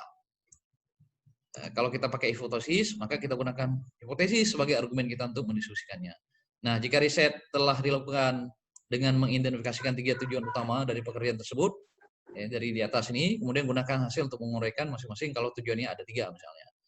Sekali lagi Bapak Ibu dan adik-adik sekalian, yang perlu dipahami bahwa menulis diskusi atau pembahasan itu bukan penjelasan. Sering kita menulis penjelasan. Penjelasan mana? Penjelasan tabel. ini terjadi tufanai karena begini. Padahal yang diinginkan di dalam diskusi adalah Anda menganalisis. Jangan suruh pembaca dapat dilihat pada tabel 1. Nah, itu sering terjadi begitu. Kita nyuruh orang untuk membaca. Padahal kita lagi mempresentasikan data kepada orang lain. Nah, sebuah kajian yang didefinisikan dengan baik dan dijelaskan dalam pendahuluan bersama dengan hasil pendahuluan yang disajikan dalam bagian hasil, semestinya semakin memudahkan kita untuk kemudian menulis diskusi atau pembahasan. Mulailah dengan kalimat ringkas dan mudah, ini saya lewati saja. Bagi yang tidak mengikuti dengan baca ini, saya harap pun mereka sudah bisa semestinya. Diringkaslah temuan yang paling penting dan jika diterima atau ditolak hipotesis yang diusulkan, kita tegaskan. Kemudian nah ini yang paling penting sekali Bapak Ibu sekalian dan adik-adik sekalian. Mengidentifikasi hal yang paling menarik, signifikan, temuan yang luar biasa atau yang mau kita sampaikan kepada audien, kepada pembaca, perlu kita kontraskan. Tunjukkan bahwa sesuatu yang menarik dari kajian kita. Boleh juga kita klaim gitu. Bahwa yang kita buat ini, yang menarik dari kajian ini adalah hal yang sangat ditunggu sebenarnya. Kan itu kalau pertanyaan reviewer, apa sih yang menarik dari artikel ini sehingga layak diterbitkan di jurnal kita? Nah, ini menjadi perhatian kita. Mohon maaf ini Mbak Anita lewat dikit ya waktunya ya. Iya Pak, tidak apa-apa karena tadi memang kita mulainya agak terlambat sedikit. Ya. Monggo, Bapak. Saya cepat.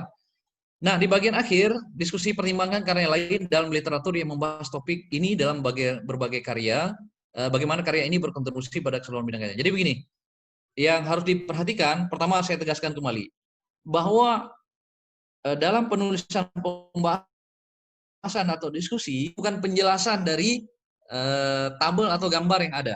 Tapi kita membahasnya, apa fenomena pH-nya turun, pH-nya naik, pH-nya stabil, dan seterusnya. Fenomena itu yang ingin ditunggu sebenarnya. Lalu hasil yang kita dapatkan, bisa kita kita pertimbangkan dengan karya yang lainnya. Bisa dengan karya yang lainnya itu, bisa dengan standar, misalnya SNI, bahwa standar emping melinjo menurut SNI adalah begini. Nah, hasil yang saya buat hari ini, atau yang saya buat dalam penelitian ini sudah memenuhi standar SNI nomor sekian, atau memenuhi ISO, atau memenuhi apa lagi yang lain. Atau bisa juga yang lebih update itu, kalau standar itu kan sudah lama biasanya, sudah sudah ditetapkan dengan ketentuan tertentu. Tapi kan terus berkembang. Bisa jadi standar yang dulunya sudah menjadi standar, seiring dengan perjalanan waktu dia tidak standar lagi. Artinya begini, sudah ada penemuan-penemuan baru. Ya, penemuan baru itu yang kemudian kita adopsi. Misalnya disebutkan pH air sekian, itu bagus untuk ikan A misalnya. Maka ada penelitian-penelitian yang disebutkan, ini sesuai dengan penelitian si A yang menyebut di tahun 2017 yang menyebutkan bahwa dengan pH sekian ini sudah cukup bagus untuk pertumbuhan ikan apa misalnya, ikan A gitu kan. Jadi kita mengkaitkan dengan hasil penelitian orang lain. Nah, ini akan lebih bagus ya. Nah, Bapak Ibu sekalian kita lihat contoh. Ini publikasi saya di Cekoslovakia tentang formulasi strategi pengembangan kelembagaan agroindustri menggunakan ISM. Nah, nanti bisa dibaca, artikel ini berbahasa Inggris, nanti bisa dibaca di dalamnya, ada poin yang menyatakan apa sih yang saya highlight di situ, yang saya ungkapkan, saya tekankan bahwa ini menarik gitu. Nah, ini saya terjemahkan. Nah, nanti ada bahasan saya di dalam artikel ini, saya katakan begini. Ada dua temuan menarik dari kajian ini, terutama berkaitan dengan sumber daya manusia, yaitu pada tujuan program dengan elemen kunci adalah peningkatan sumber daya manusia dan kinerja kelembagaan agroindustri. Kemudian pada aktivitas program, lalu soal ini menjadi menarik untuk dicermati bahwa selalu saja kajian pengembangan kelembagaan sangat terkait erat dengan sumber daya manusia. Artinya bahwa antara sistem kelembagaan dan sumber daya manusia merupakan satu kesatuan yang tidak dapat dipisahkan. Nah, jadi ini kita tekankan. Apa yang menarik? Ini yang ditunggu sebenarnya oleh reviewer. Oh, ini yang menariknya. Klaim kita itu. Lalu kita kaitkan dengan penelitian orang. Penelitian yang terkait dengan ini antara kelembagaan dengan SDM itu juga dilaporkan oleh Budi melaporkan, kemudian Jaya melaporkan, kemudian termasuk kita sendiri melaporkan pada penelitian kita sebelumnya. Itu boleh kita kutip. Ya, oleh karena itu sangatlah ini contoh kalimat penekanan di dalam kita menulis artikel. Berikutnya saya contohkan yang lain. Ini jurnal yang terbit di Slovakia, Q3 Scopus. Di poinnya saya ceritakan, ini contoh menulis abstrak yang lain. Kalau jurnalnya minta kita rincikan seperti ini, maka kita ikut rinci seperti ini. Nah, pada bagian ini, di study, oke, saya terjemahkan ya. Ini poin penting yang saya tegaskan yang menarik dari artikel ini. Jadi setiap artikel yang kita tulis harus ada yang menarik gitu. Yang ketika orang membacanya, oh dia langsung terkagum dengan, oh kita tunjukkan kepada audiens ini loh yang menariknya. Nah, kajian ini memberikan kontribusi signifikan terhadap pengembangan agroindustri kopi gaya ke depan. Itu berkaitan dengan potensi inovasi yang akan dikembangkan. Bagaimanapun, kajian penelitian inovasi dan audit inovasi akan terus berkembang sesuai dengan berbagai kemajuan yang mengarah untuk menemukan jalan terbaik dalam menghadapi persaingan global. Sebuah industri, dan seterusnya, dan seterusnya.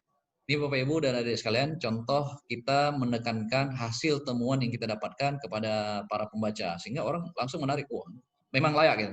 Artinya kalau dia tidak memuat artikel kita, dia merasa rugi lah, kira-kira begitulah. Ya, kalau dia tidak mau artikel kita, rugi dia. Nah, karena kita sudah menulisnya dengan sangat bagus. Dan kita sudah menunjukkan apa sih yang menarik dari artikel kita.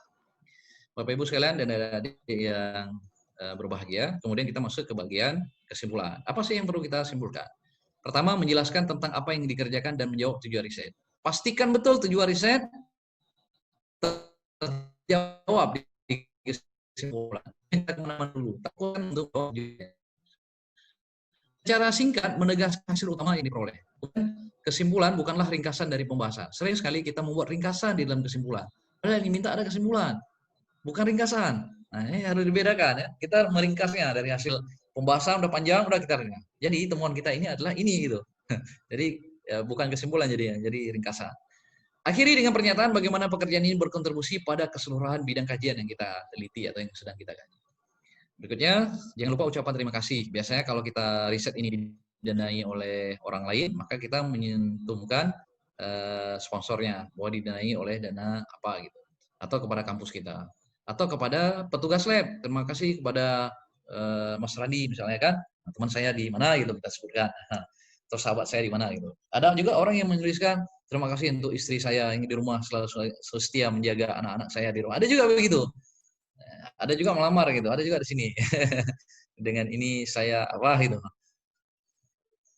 Baik, berikutnya daftar pusaka. Pastikan semua referensi itu kita kutip di dalam tag. Jangan tulis referensi di dalam tagnya ada gitu. Ya, biar banyak daftar pusaka. Pas kita cek di pendahuluan atau di pembahasan nggak ada yang kita kutip itu. Oke, mungkin saja kita mengutip publikasi kita sendiri, maka ya kita tulislah dengan bijaksana ya, jangan juga terlalu semua publikasi kita munculkan di situ, yang ada hubungan pun kita munculkan di daftar pusaka. Dan gunakan format referensi yang diminta oleh jurnal. Ya, kalau jurnal A dia minta A, jurnal B dia minta style B. Nulis skripsi di Universitas Darussalam Gontor stylenya begini, di Universitas Sekolah begini stylenya, di UI begini, di IPB begitu. Nah, jadi kita ikut style yang digunakan. Kalau kita menggunakan perangkat lunak yang lain, ada misalnya Mendeley, kemudian EndNote, EndNote, dan seterusnya. Ada banyak software yang bisa dilakukan. Kemudian soal tabel, ini dikit lagi. Tabel harus dimasukkan dalam bagian terpisah setelah bagian referensi. Ada artikel yang, ada jurnal yang minta tabel itu dimasukkan di bagian akhir. Ada juga yang minta langsung kita masukkan di dalam jurnal, di artikel jurnal. Kemudian harus dikepali oleh judul. Kemudian harus diformat dengan data yang disajikan lebih mudah dipahami oleh pembaca. Jadi pembaca dengan melihat tabel kita saja, dia sudah mengerti. Jangan membuat orang bingung dengan tabel kita. Pastikan setiap tabel dirujuk dalam tag. Jangan buat gambar tabel, tapi nggak dirujuk dalam tag. Nah, ini contoh. Kalau saya tabel, kalau saya gambarkan, mungkin saya bisa gambar nih L. Nah, saya bisa gambarkan satu. Lalu gambar yang kedua B. Lalu gambar yang ketiga C. A dan B. Padahal kalau saya tabelkan di dalam satu tabel, maka semua data ada di sini. Jadi satu artikel yang banyak yang saya tulis itu dari 10 sampai 12 halaman, saya punya cuma data ini saja saya uraikan. Data L saya bahas, data B saya bahas, kemudian B saya bahas dan seterusnya. Jadi kita perlu mempertimbangkan menggunakan data, menggunakan tabel kah atau menggunakan gambar kah. Ya. Jangan kita gambar. Padahal gambar, tadi ada artikel yang dikirim ke saya oleh Mas Randi, saya komentari. Nah, ini gambar contoh. Gambar spring mie Aceh misalnya. Kan jelas ya, spring mie Aceh. Usahakan kalau tidak ada hubungan dengan spring mie Aceh itu dipotong sedekat mungkin gitu. Jangan ada gambar apa di lainnya. Tapi yang kita masuk spring mie Aceh itu ada lengkap gitu. Ada jeruk nipisnya, ada bukan mito gitu kan. Kalau mito mie saja gitu. Nah, kalau mie Aceh ada kacangnya misalnya. Nah, ini sudah terbit di artikel Jurnal Ilmu Pertanian Indonesia. Ini saya ambil jadi gambar-gambar saya ini saya ambil yang sudah terbit gitu. kejelasan adalah faktor yang utama. Usahakan gambar yang kita munculkan itu jelas gitu, bisa dibaca. Jangan tulisannya kecil-kecil, nggak bisa dibaca. Termasuk skala, termasuk gambar grafiknya. Ya, kemudian legenda ini tulisan ya, tulisan dalam gambar kalau ada dia. Jangan fontnya terlalu kecil sehingga nggak bisa dibaca. Udah buat gambar kecil, fontnya kecil, legendanya kecil. Semua angka memiliki makna sehingga satuan perlu disukai. Ya, jangan muncul angka-angka tapi nggak ada satuannya. Jadi juga harus dikutip sama seperti tabel juga dikutip dalam teks. Ini contoh gambar. Ya. Kelihatan kan? Jelas ya? Ini saya ambil dari publikasi saya di Jurnal Pangan. Kelihatan ya? Ini aplikasi RFD pada rantai pasok beras. Jadi usahakan juga tulis yang jelas. Jangan tulis aplikasi RFD. Nah ini kan nggak jelas. Aplikasi RFD di mana? Lihat gambar ini apa nih? Karung ini apa nih? Karung nggak jelas dia nggak tahu. Tapi kita jelaskan di sini gambar menggunakan tag yang tegas, singkat, ringkas dan jelas ya. Aplikasi RFD pada rantai pasok beras. Jadi jelas ya, rantai pasok beras begini gitu. Jadi bisa dibaca. Jangan sampai nggak bisa dibaca. Nah, berikutnya soal penulis ya. Siapa penulis pertama, siapa penulis kedua? Beberapa dosen minta karena untuk terbit di publikasi internasional, maka mahasiswanya jadi nomor 2. Nomor satunya adalah pembimbing pertama. Nah, ini juga ada yang seperti itu. Jadi ini perlu disepakati. Jangan terjadi kegaduhan waktu udah terbit. Oh enggak, saya kemarin penulis pertama. Kenapa Bapak jadi penulis pertama? Kan penelitian saya. Nah, jadi jangan terjadi kegaduhan setelah terbit. Nah, ini pengulangan saja. Ini yang perlu kita review ketika kita melakukan pembuatan artikel. Bapak Ibu sekalian, saya kira itu beberapa penjelasan dari saya. Dan saya berharap sebenarnya tidak terlalu banyak lagi pertanyaan karena dari A sampai Z sudah saya jelasin. Tinggal kita melakukannya saja. Tapi walau bagaimanapun karena ini sesi diskusi, tentu ada saja gitu yang ingin dikonfirmasi ya, bukan ditanyakan mungkin ya. Begitu ya Mbak Anita ya. Iya Bapak. Dan kembali. Iya, sudah selesai Bapak. Ya. Mungkin ini ada beberapa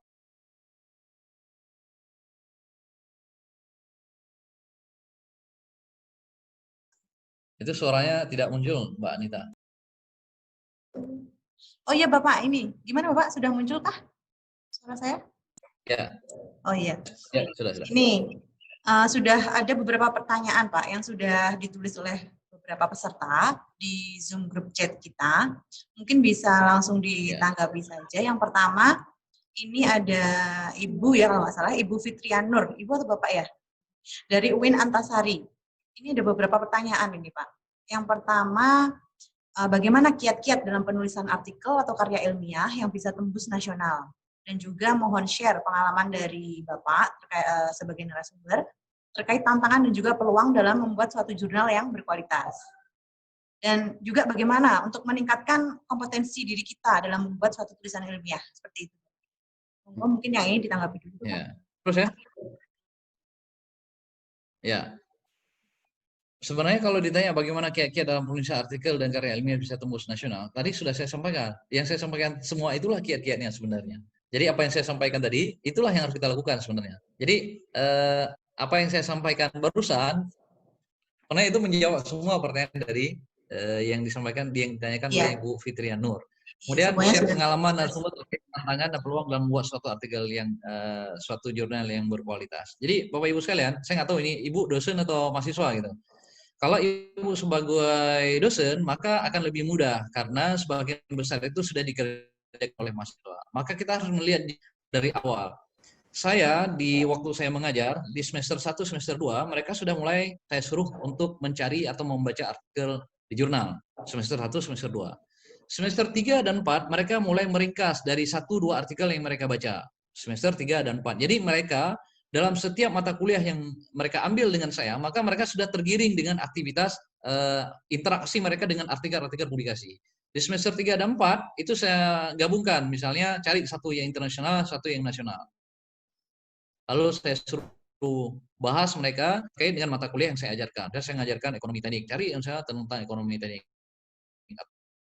Tentang bangunan pertanian, cari atau saya mengajarkan tentang teknik penyimpanan penggunaan, cari artikel teknik penyimpanan penggunaan. Jadi di semester 3 mereka terbiasa bolak-balik artikel jurnal ya untuk meringkas. Semester 1 mereka cuma baca saja, mencari dan menemukan. Semester 3 dan 4 mereka meringkas dari 2 artikel internasional dan nasional. Semester 5 dan 6, mereka saya suruh buat reviewnya sedikit dari 2 artikel itu. Apa yang menarik dari artikel itu? Apa yang salah dari artikel itu? Apa yang bisa dikomentari dari artikel itu?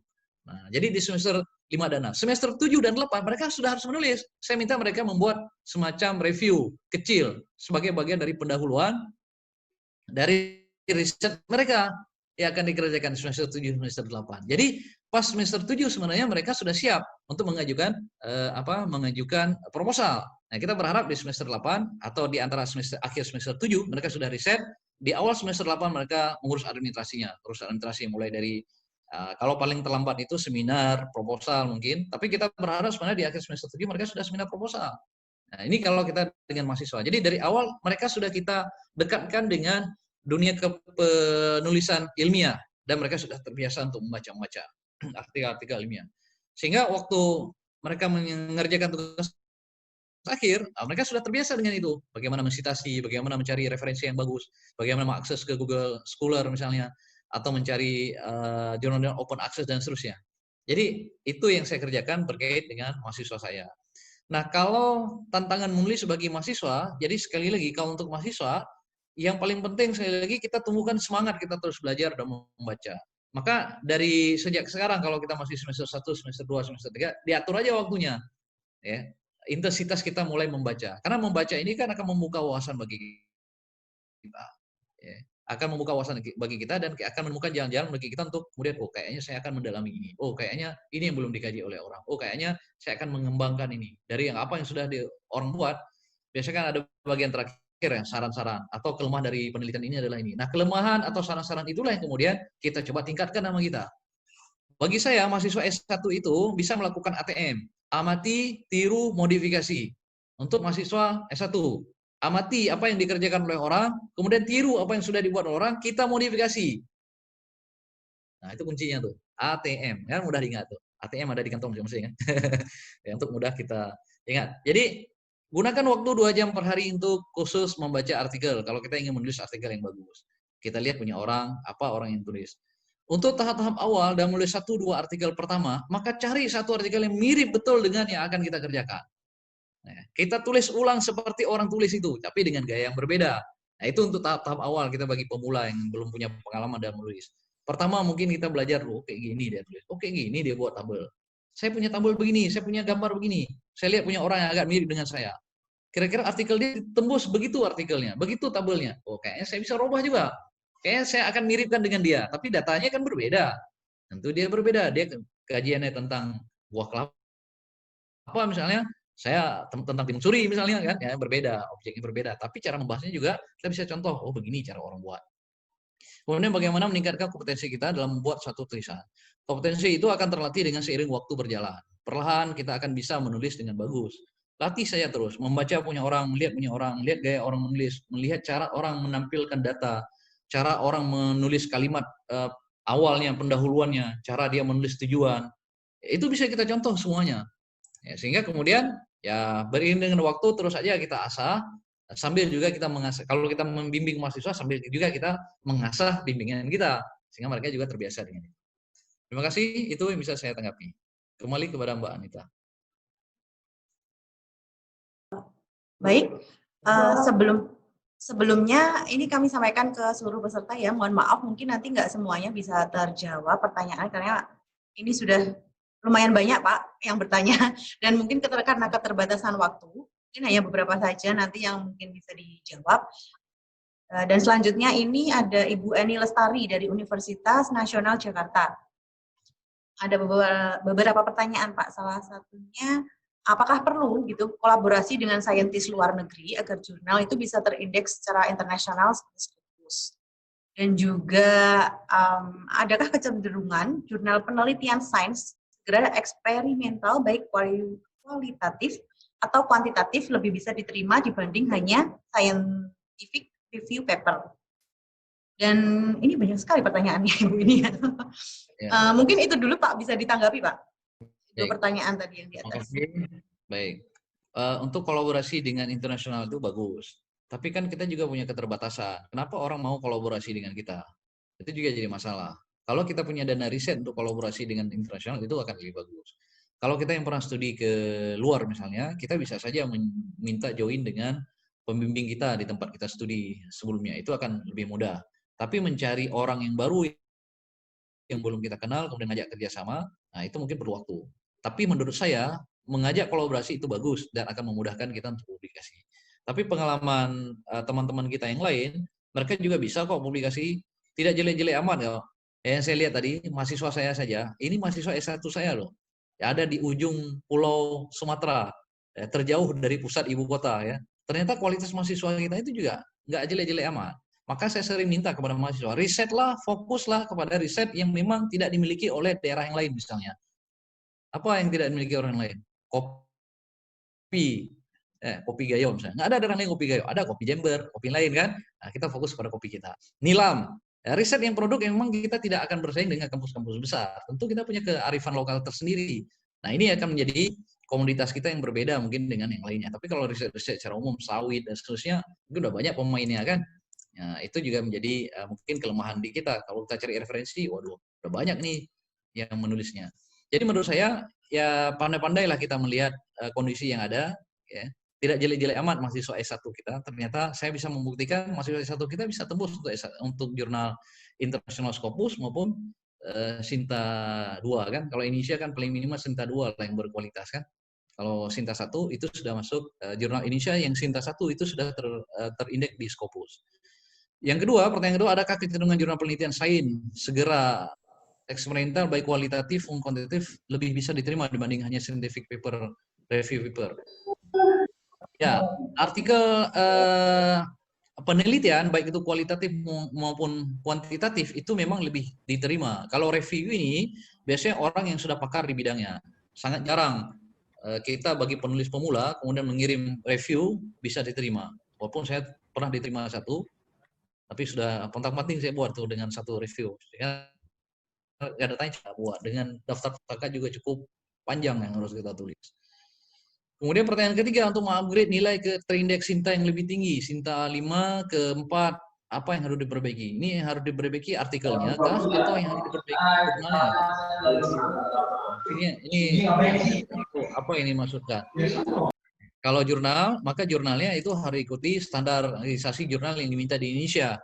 Ya, ada syarat-syaratnya, dia harus terbit sekian, kemudian editornya sekian, kemudian dan seterusnya, ada syarat-syaratnya untuk meningkatkan kualitas dari jurnal kita. Tapi kalau untuk menulis, saya kira yang saya ajarkan tadi, yang saya sampaikan tadi, itu bisa kita gunakan untuk jurnal nasional maupun internasional. Dan biasanya kita yakin aja bisa tembus untuk ya, minimal Sinta 2 dan internasional. Ya, minimal kalau untuk, jadi saya memotivasi mahasiswa saya minimal bukan ke JIM lagi, kan JIM jurnal ilmiah mahasiswa.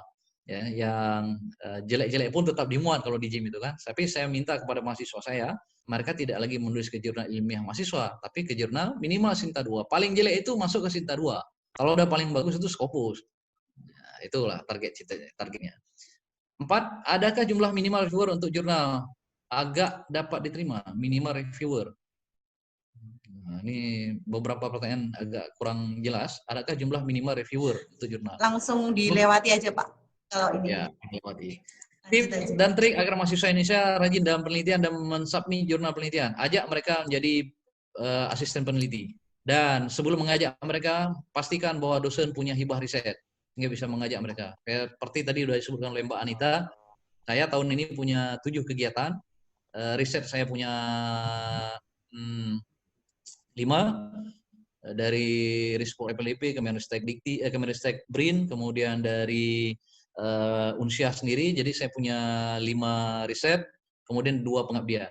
Dari masing-masing itu saya masih kurang mahasiswa bimbingnya, sehingga saya menawarkan ke jurusan-jurusan yang lain di Unsia yang punya bimbingan yang agak mirip dengan judul-judul riset saya menerima. Saya menjadi pembimbing kedua dan pembimbing pertama dari jurusan yang lain.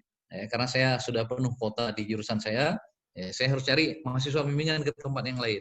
Saya nggak tahu bisa nggak saya jauhi riset ke Unida Gontor. Saya pembimbing kedua, pembimbing pertama mungkin siapa gitu di Universitas Gontor, risetnya barengan. Saya punya riset tentang asuransi pertanian syariah misalnya. Itu pertama di Indonesia, belum ada yang buat. Sudah ada mahasiswa 2 orang dari peternakan yang akan riset itu, saya gabung dengan dosen dari peternakan. Jadi untuk riset tentang asuransi pertanian syariah. Yang sudah ada kan AUTP dan UTR. Bagi kita ini pertanian itu sudah pernah tahu itu. Demikian Mbak Anita, saya kembalikan.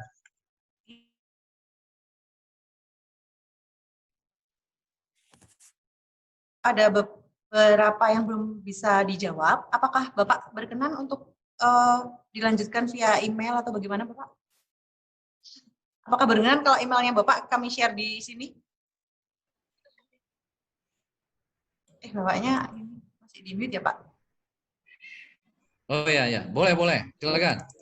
Oh oke. Baik, nanti kalau begitu dari panitia akan menge-share email dari Bapak Rahmat Fadil untuk menjawab beberapa pertanyaan yang mungkin belum bisa dijawab di sesi ini mungkin ya Pak. Ya. Ini satu penanya terakhir saja Pak. Ini dari Ibu Elia Sukmawati, Universitas Syekh Kuala. Ini satu ini Pak, satu alamat yang sama. Ini yang pertama yang bertanya, apakah dari hasil dan pembahasan, jika mengolah data dengan aplikasi ada banyak tabel grafik yang tersedia, maka harus kita sisipkan semuanya atau ada batasnya untuk artikel ilmiah yang akan dibuat seperti itu. Dan yang kedua, apakah bisa jika pendahuluan untuk kalimat utamanya itu kita menggunakan kalimat seperti bunyi judul penelitian? Seperti itu, Pak. Sebenarnya itu sudah...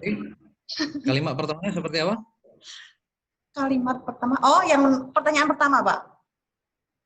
Jika pada hasil dan pembahasan itu banyak sekali data tabel grafik, apakah semuanya itu perlu ditampilkan atau ada batas maksimal seperti itu?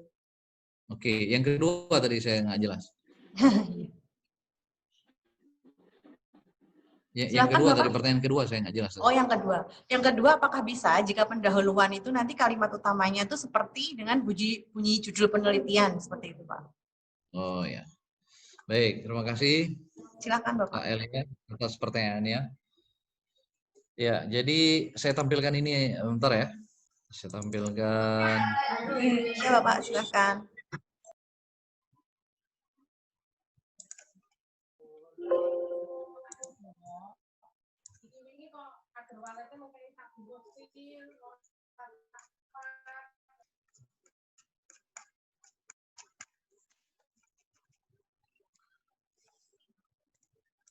Baik, saya share screen.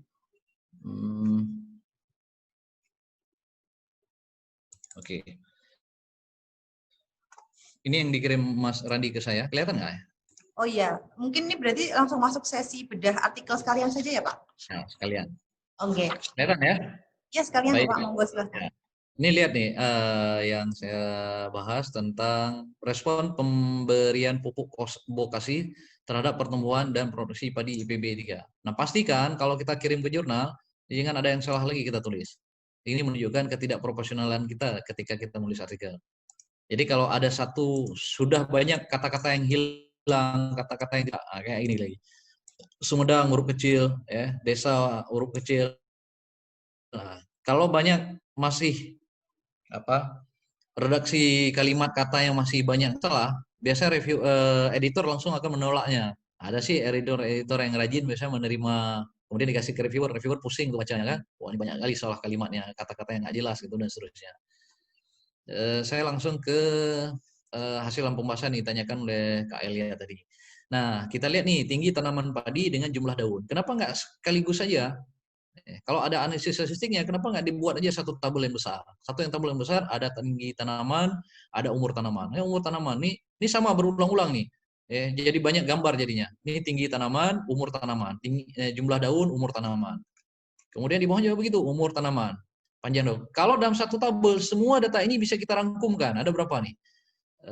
Ini lagi. Ini nggak ada judulnya. Tabel yang dimunculkan di sini tidak ada gambar yang dimunculkan di sini atau grafik yang dimunculkan di sini nggak ada judulnya. Ini judulnya apa? Tentang apa dia? Ini nggak jelas. Dia jangan begini, ya.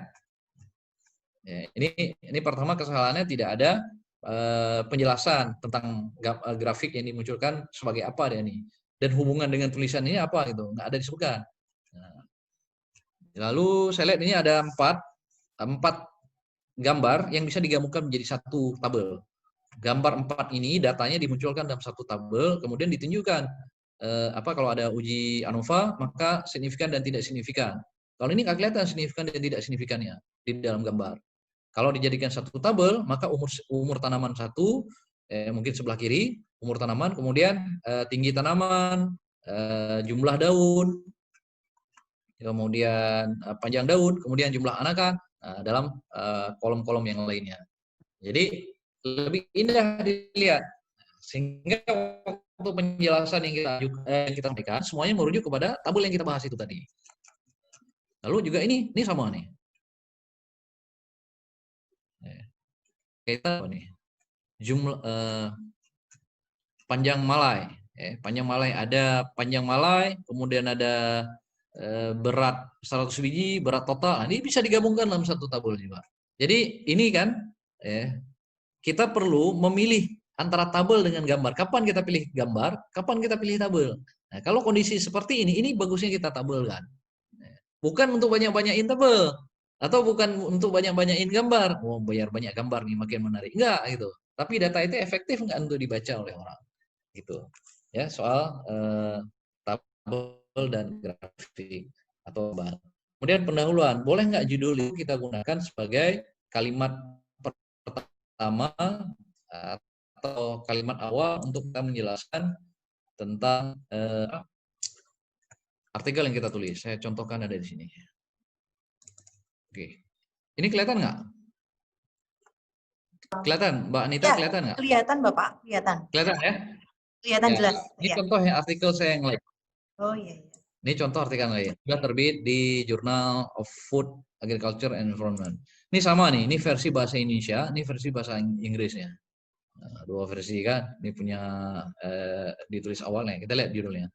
Analisis situasional dan strategi intervensi kelembagaan agroindustri kopi gayo. Jadi kalimat pendahuluan itu menjelaskan ini aja. Analisis situasional ada suatu kajian tentang ini. Analisis situasional sering dijadikan salah satu metode ini. Udah, analisis situasional. Baru ini aja menjelaskan satu paragraf. Strategi intervensi, baru kita jelasin. Strategi intervensi adalah suatu rencana ini. Udah satu paragraf lagi. Ini baru menceritakan ini. Kemudian baru cerita kelembagaan. Secara umum pengertian kelembagaan mempunyai dua makna. Baru kita masuk ke kelembagaan. Jadi boleh saja, kelembagaan saya ceritakan tentang dua. Kenapa kelembagaan lebih dominan saya ceritakan? Karena artikel ini fokusnya kepada kelembagaan. Objek yang akan kita teliti adalah tentang kelembagaan. Maka kelembagaan lebih dominan jadi perbincangan dalam artikel ini dalam pendahuluannya. Maka kalau kita lihat sama sebenarnya, kalau ditanya oleh Kak Elia tadi, jadi boleh nggak dari judul? Ya boleh, gitu. Dari judul kita mulai dengan kalimat yang ada di judul. Itu cara kita mudah. Sebenarnya boleh aja kita balik, mau mulai dari kelembagaan kah atau mau dari agroindustri kah? Boleh sebenarnya. Agroindustri Indonesia adalah begini. Boleh kita mulai dari agroindustri. Pokoknya pilih salah satu dari kata yang ada di dalam pendahuluan. Demikian Mbak Anita, saya kembalikan. Baik Bapak. Tadi sudah satu artikel ilmiah yang dibedah ya Pak. Mungkin ada satu artikel ilmiah lagi Pak yang akan dibedah atau cukup itu saja? Ya. Kayaknya sama aja nih, nggak jauh beda. Sama aja. Oke. Oke. Yang satu lagi begitu juga kejadiannya. Baik Bapak, mungkin ini ya karena sesi bedahnya sudah selesai. Apakah Bapak berkenan kalau sekarang tanya jawab kembali atau kita lanjutkan acara selanjutnya? Boleh. Silakan. Saya ikut panitia. Mungkin bagi yang bertanya, jadi saya infokan sekali lagi ya, kalau misalnya ada yang belum terjawab, bisa menghubungi email narasumber, yaitu di rahmat.fadil@unsyah@ac.id ya Pak ya. Mungkin nanti bisa konsultasi langsung ke beliau, dan jika ada yang ingin ditanyakan nanti bisa langsung ngobrol sama beliau via email seperti itu. Ya. Dan untuk selanjutnya kita langsung lanjut acara berikutnya saja ya Pak, karena waktunya sudah mendekati mendekati azan zuhur. Dan selanjutnya ini akan saya bacakan pemenang door prize artikel yang sudah dibedah oleh Bapak Rahmat Fadil, dan juga nanti ada door prize untuk penanya terbaik seperti itu ya. Dan dari panitia tadi sudah memutuskan bahwa artikel terbaik yang sudah diupload oleh peserta melalui Google Form pendaftaran kemarin itu ada beberapa artikel sebenarnya. Cuman nggak kita tampilkan semuanya karena memang tidak semuanya itu bisa dibedah karena ada yang sudah publish seperti itu ya. Jadi kalau sudah publish kenapa harus kenapa harus di review lagi kan? Ya seperti itulah. Dan akhirnya dari panitia memutuskan untuk artikel yang terbaik didapatkan oleh Bu Dian Novitasari dari Universitas Islam Madura. Dan untuk penanya yang terbaik, kami ucapkan selamat untuk Bu Eni Lestari dari Universitas Nasional Jakarta. Dan untuk dua nama yang sudah saya sebutkan tadi, Bu Dian Novitasari, Universitas Islam Madura, dan juga Ibu Eni Lestari dari Universitas Nasional Jakarta, untuk nanti bisa merespon email dari panitia ya, dan nanti untuk mengisi format alamat untuk pengiriman door prize dari kami, seperti itu. Dan mungkin untuk link absensinya sudah di-share atau belum, panitia? Nah, Bapak Ibu, ini karena link absensi sudah di-share di chat group, mungkin nanti bisa diisi sampai hari ini ya Pak ya, batasnya. Sampai pukul 24.00 WIB ya. Bagi yang di Indonesia bagian timur nanti bisa menyesuaikan, jadi nanti sekitar pukul 24.00 yaitu jam 12 malam nanti kita tutup untuk link absensi, dan mohon Bapak Ibu semua untuk mengisi link absensi untuk pembuatan e-sertifikat. Jadi nanti kalau belum mengisi link tersebut, maka kita belum bisa memproses e-sertifikat Bapak Ibu semuanya. Dan sebelum acara kami tutup, ini ya, kami mohon izin kepada Bapak Muhammad Nurholis selaku Kaprodi Teknologi Industri Pertanian Unida Gontor untuk memberikan sedikit sambutan penutupan. Seperti itu. Mungkin Bapak Nurholis apakah sudah hadir di... Oke Bapak. Oke Bapak, silahkan waktu dan tempat kami persilahkan. Mungkin terima kasih kami ucapkan pada Bapak Rahmat Fadil. Alhamdulillah mungkin salah satu berkahnya COVID, kita bisa bersua lah dari ujung di Aceh sampai di Ponorogo. Dan semoga lah nanti suatu saat ketika entah mungkin Pak Fadil main ke Gontor, kan sama-sama Darussalamnya, bumi Darussalam Pak gitu. Bumi Darussalam Ponorogo dan Bumi Darussalam Ponorogo lah, kira-kira seperti itu. Dan terima kasih atas sharingnya, atas ilmu yang diberikan. Dan yang kedua mungkin terima kasih kami ucapkan kepada semua partisipan. Kemarin yang terdaftar ada sekitar hampir 200 Pak Rahmat, tapi alhamdulillah ini yang bisa masih bertahan sampai di akhir sesi adalah ada 140 partisipan dari berbagai perguruan tinggi yang ada di Indonesia, baik sebagai mahasiswa maupun dosen. Dan mungkin atas nama panitia dan atas nama Prodi kami mohon maaf semua pertanyaan tadi tidak bisa didiskusikan dengan maksimal karena memang keterbatasan waktu. Dan monggo nanti alhamdulillah Pak Rahmat membuka diri, silakan untuk bisa berkomunikasi dengan email beliau untuk proses peningkatan kapasitas tulisan ilmiah kita dalam jurnal terakreditasi. Mungkin sebelum diakhiri sedikit kami promosi bentar Pak, kebetulan nanti akan ada acara, dan ini sedikit kami sampaikan, insya Allah nanti di tanggal 23 September kami sampaikan, kami dari Fakultas Sains dan Teknologi ada acara Seminar Nasional Sains dan Teknologi dengan tema peran sains dan teknologi dalam meningkatkan potensi pangan di era Industri 4.0. Nanti insya Allah pembicaranya ada dari Bapak Menteri Pertanian Indonesia, ada Bapak Wakil Rektor Universitas Darussalam Gontor, ada Prof. Sukoso dari Kepala Badan Penyelenggara Jaminan Produk Halal, dan ada Bapak Andreas Sanjaya selaku founder dari aplikasi iGrow. Dan ini insya Allah nanti akan kita laksanakan secara webinar melalui Zoom maupun streaming di YouTube. Dan monggo bagi semua partisipan yang akan join, ikut serta dalam kepesertaan, baik nanti sebagai pemakalah maupun sebagai peserta umum.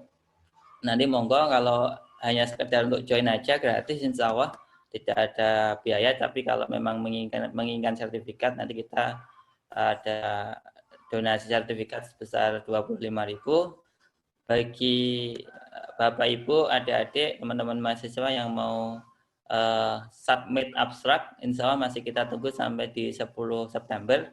Ya ini mungkin sebagai ajang buktian lah. Kira-kira ada bedanya enggak? Kira-kira setelah kita ikut acara di pagi sampai siang ini dengan sebelum itu. Dan nanti full paper akan kita terima sampai di tanggal 15 September. Jadi kita perpanjang untuk waktu penerimaan proposalnya. Nanti bisa langsung aja mengunjungi di snst.unida.gontor.ac.id atau ketik aja di snst Unida Gontor, nanti insya Allah akan langsung muncul di Google. Ini nanti langsung masuk di sini, registernya juga di sini dan sebagainya. Insya Allah paper yang nanti dikirimkan terpilih akan dipublikasikan di minimal di 3 jurnal terakreditasi Sinta. Yang pertama adalah jurnal agroindustri yang kami miliki, Agroindustrial Technology Journal. Yang kedua nanti terkait dengan Agrotech Science Journal. Yang ketiga terkait dengan Fountain of Informatics. Jadi monggo bagi setiap partisipan yang hadir di siang hari ini bisa ikut meramaikan acara tersebut. Dan terakhir kami ucapkan mohon maaf mungkin atas nama panitia juga dalam proses penyelenggaraan hari ini ada kurang di sana sini dan sebagainya. Dan kami ucapkan terima kasih lagi Pak Rahmat atas waktu yang diberikan pada kami untuk bisa sharing terkait dengan peningkatan kapasitas tulisan ilmiah dalam jurnal terakreditasi. Kurang lebihnya mohon maaf. Terima kasih. Assalamualaikum warahmatullahi wabarakatuh. Waalaikumsalam warahmatullahi Berikan wabarakatuh.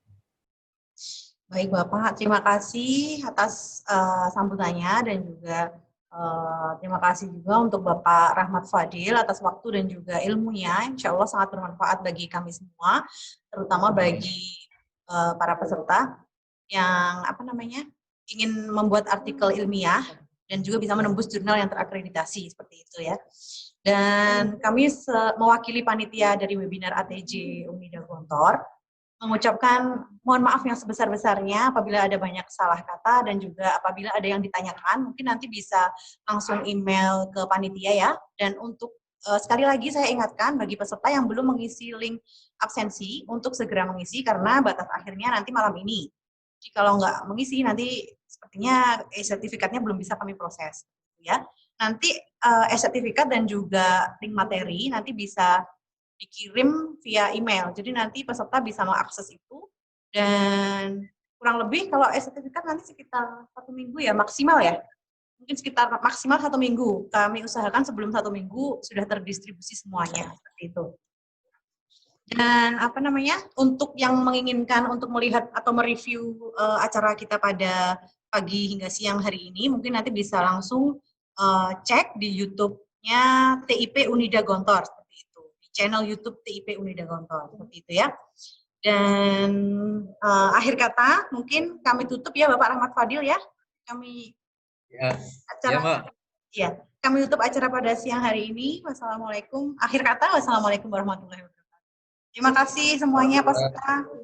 Waalaikumsalam warahmatullahi wabarakatuh. Lagi di ATJ berikutnya. Terima kasih semuanya. Waalaikumsalam warahmatullahi wabarakatuh.